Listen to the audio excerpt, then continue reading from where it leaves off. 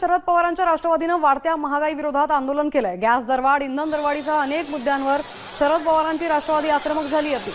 प्रियावळी भाकऱ्या थापत सरकारचा निषेध केला आणि या आंदोलनात सुप्रिया सुळे, जितेंद्र आव्हाडही उपस्थित होते।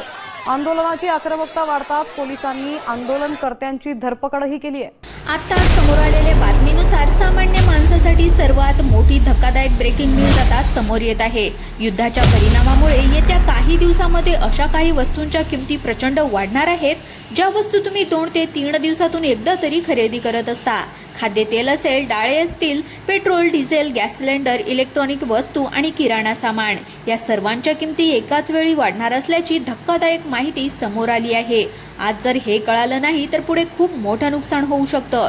जगातील बहुतांश देशांना युद्धाचा फटका बसलाय, भारत सुद्धा त्याला अपवाद नाही। मध्य पूर्वेतील तणावामुळे कच्च्या तेलाचे वाढते दर आणि जागतिक पुरवठा साखळी पूर्णपणे विस्कळीत झाल्यामुळे सामान्य माणसाच्या खिशावर मोठा भार येणार आहे। अर्थशास्त्राचा नियम सांगतो की जेव्हा टंचाई असते तेव्हा किमती आकाशाला भिडतात आणि सध्या तेच होणार असल्याची भीती तज्ज्ञांनी व्यक्त केली आहे। हा व्हिडिओ अगदी शेवटपर्यंत बघा, कारण पुढे सांगणार आहे कोणत्या वस्तू कितीपर्यंत महागणार, पेट्रोल डिझेलचे दर काय असणार, गॅस सिलेंडर महागणार का, डाळी, खाद्यतेल, भाज्यांचे दर कशा प्रकारे राहतील आणि कोणत्या वस्तू आताच खरेदी करणं फायदेशीर असतील, ही सगळी माहिती एक एक करून सांगणार आहे। मंडळी, सर्वात अगोदर सांगते महागाई का वाढत आहे आणि याची 4 मोठी कारणे कशा प्रकारे आहेत। पहा, या ठिकाणी पहिलं कारण म्हणजे अमेरिका, इराण आणि इस्रायल यांच्यातील युद्धजन्य परिस्थितीमुळे आंतरराष्ट्रीय बाजारामध्ये मोठी अस्थिरता निर्माण झाली आहे। त्यानंतर दुसरं कारण म्हणजे युद्धामुळे जागतिक पुरवठा साखळी म्हणजे सप्लाय चेन पूर्णपणे विस्कळीत झाली आहे। गहू, तांदूळ आणि सूर्यफूल तेल यांच्यासारख्या आवश्यक गोष्टींची टंचाई निर्माण होणार। त्यानंतर तिसरं कारण म्हणजे वाहतूक खर्च प्रचंड वाढलाय। कच्च्या तेलाचे दर वाढल्यामुळे ट्रक, रेल्वे आणि जहाजाने नेण्याचा खर्च दुप्पट झालाय। हा खर्च शेवटी ग्राहकांच्या खिशातून जात असतो। चौथं कारण म्हणजे सेमीकंडक्टर आणि इलेक्ट्रॉनिक्सचा पाठचा पुरवठा युद्धग्रस्त भागामध्ये बंद केलेला आहे, त्यामुळे इलेक्ट्रॉनिक वस्तूंच्या किमती वाढणार आहेत। या 4 कारणामुळे येत्या काही दिवसांमध्ये महागाईचा मोठा भडका उडण्याची सुद्धा शक्यता या ठिकाणी वर्तवण्यात आली आहे। आता पहा, पेट्रोल आणि डिझेलचे दर काय राहणार। मे महिन्याच्या अखेरीस पेट्रोल आणि डिझेलच्या दरामध्ये जवळपास 7.5 रुपयांची वाढ झाली आहे। हे वाढलेले दर जून महिन्यातही कायम राहण्याची शक्यता आहे। त्यामध्ये आणखी किरकोळ वाढ होण्याची सुद्धा शक्यता वर्तवण्यात आली आहे। पेट्रोल 100 रुपये ते 105 रुपये आणि डिझेल 92 ते 95 रुपयांच्या घरामध्ये राहण्याचा अंदाज या ठिकाणी वर्तवण्यात आला आहे। काही ठिकाणी 1 ते 2 रुपये जास्त सुद्धा वाढ होऊ शकते। पेट्रोल, डिझेल महाग झाल्यामुळे त्याचा थेट परिणाम वाहतूक खर्चावर होत असतो आणि वाहतूक खर्च वाढला की बाजारातील सर्व वस्तूंच्या किमती आपोआप वाढू शकतात। त्यामुळे पेट्रोलचे दर हे महागाईचं मूळ कारण आहे। आता सांगते पहा, गॅस सिलेंडरचे दर काय असणार। घरगुती गॅस सिलेंडर म्हणजे 14.2 किलोच्या गॅस सिलेंडरच्या दरामध्ये सरकारकडून सबसिडी आणि नियंत्रण असल्यामुळे मोठा बदल होण्याची शक्यता कमी आहे। परंतु व्यावसायिक गॅस सिलेंडर म्हणजेच हॉटेल आणि व्यावसायिकांसाठी वापरल्या जाणाऱ्या सिलेंडरच्या दरामध्ये मात्र या ठिकाणी जागतिक किमतीनुसार वाढ सुद्धा होऊ शकते। जर व्यावसायिक गॅस सिलेंडर महाग झाला तर हॉटेलमधील जेवणाचे दर वाढणार आहेत आणि हॉटेलचे दर वाढले की सामान्य माणसाचे बजेट बिघडत असते।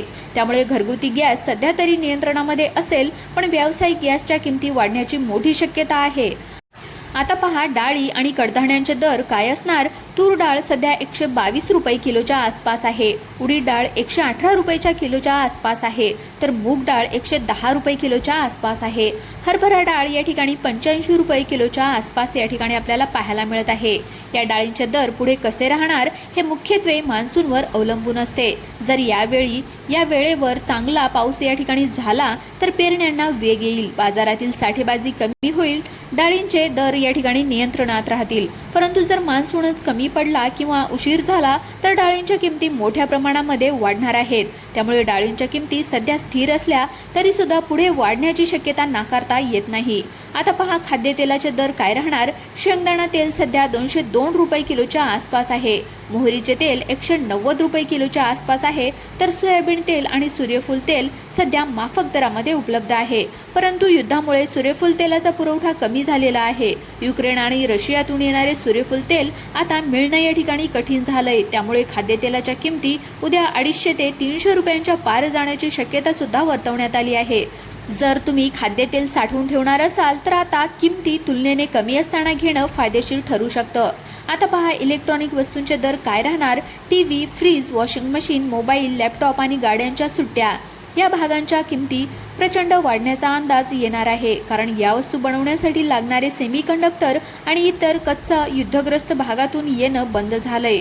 सेमीकंडक्टरची टंचाई निर्माण झाल्यामुळे या वस्तूंचे उत्पादन कमी झालेलं आहे आणि उत्पादन कमी झालं की किमती वाढणारच. जर तुम्ही नवीन टीव्ही, फ्रीज किंवा वॉशिंग मशीन घेण्याचा विचार करत असाल तर तो विचार उद्यावर ढकलू नका. आजच खरेदी केलेलं फायदेशीर ठरणार आहे, कारण नंतर हजारो रुपये जास्त मोजावे लागतील.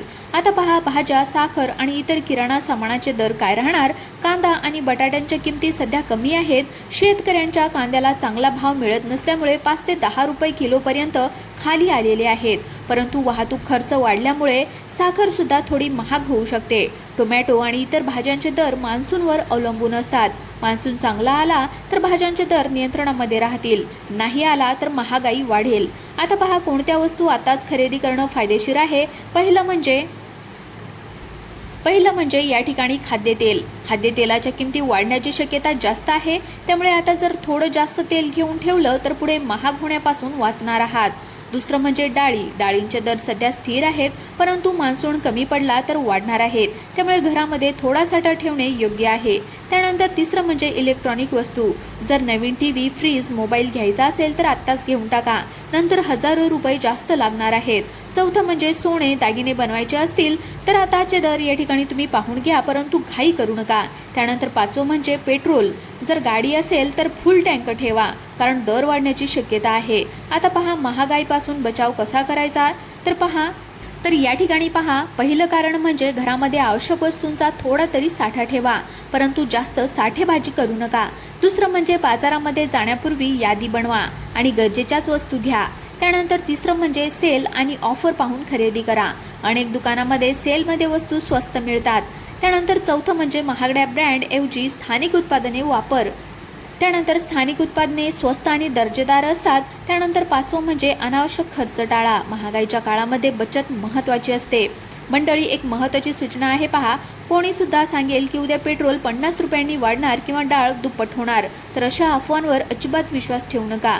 घाबरून साठेबाजी करू नका, कारण जेव्हा लोक घाबरून साठेबाजी करतात तेव्हा कृत्रिम टंचाई या ठिकाणी निर्माण होते आणि किमती आणखीनच वाढत असतात. शांतपणे विचार करा, गरजेपुरतच खरेदी करा आणि मोठ्या खर्चाचा निर्णय घेण्यापूर्वी अनुभवी व्यक्तींचा सल्ला घ्या. थोडक्यात सांगते पहा, युद्धाच्या परिणामामुळे महागाई वाढणार आहे. खाद्यतेल, डाळी असतील, पेट्रोल असेल, डिझेल, इलेक्ट्रॉनिक वस्तूंच्या किमती वाढण्याची शक्यता सुद्धा वर्तवण्यात आली आहे. घरगुती गॅस सध्या नियंत्रणामध्ये राहण्याची शक्यता आहे. कांदा, बटाटा आणि भाज्यांचे दर मान्सूनवर अवलंबून आहेत. मान्सून चांगला आला तर किमती नियंत्रणामध्ये राहतील. इलेक्ट्रॉनिक वस्तू आत्ताच खरेदी करणं फायदेशीर आहे, परंतु कोणत्याही मोठ्या खरेदीपूर्वी तज्ज्ञाचा सल्ला अवश्य घ्या. अफवावर विश्वास ठेवू नका, घाबरून साठेबाजी करून ठेवू नका.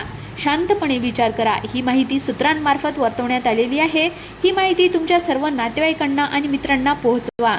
हा व्हिडिओ आत्ताच शेअर करायला विसरू नका, कारण महागाईबद्दल वेळेवर माहिती मिळाली तर पुष्कळ पैसे वाचवता येतात. अशाच प्रकारच्या महत्त्वाच्या बातम्या सर्वात अगोदर पाहण्यासाठी आपल्या चॅनलला आत्ताच सबस्क्राईब करा. बेल आयकॉन दाबा, नोटिफिकेशन ऑल वरती टाका आणि हा व्हिडिओ जास्तीत जास्त लोकांना शेअर करा.